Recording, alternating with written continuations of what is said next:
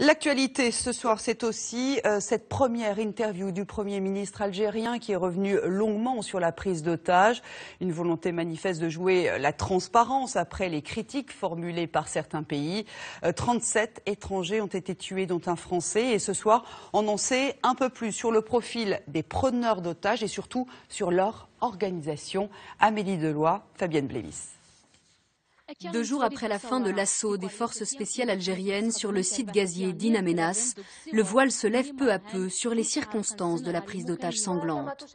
Le bilan toujours provisoire fait état de 38 otages victimes, selon le Premier ministre algérien, qui a donné aujourd'hui des précisions sur les 32 terroristes partis, selon lui, du Nord Mali. Il y avait 3 Algériens, mais aussi des terroristes de 8 nationalités différentes.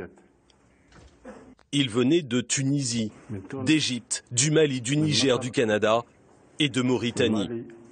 3 preneurs d'otages ont été arrêtés et 29 d'entre eux ont été tués par les forces spéciales algériennes.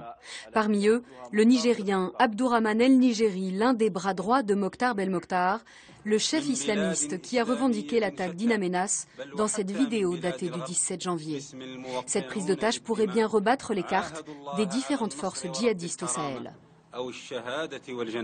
Cette opération en particulier est une victoire stratégique pour le groupe de Mokhtar Belmokhtar. Non seulement cela va lui emmener de nouvelles recrues, mais en plus cela va pousser les autres groupes concurrents à essayer de faire mieux que lui. Dans un message posté hier, Mokhtar Belmokhtar appelle déjà à de nouvelles actions. Nous rappelons à nos frères musulmans la nécessité de se tenir à l'écart des sites des sociétés étrangères, notamment françaises, pour protéger leur vie.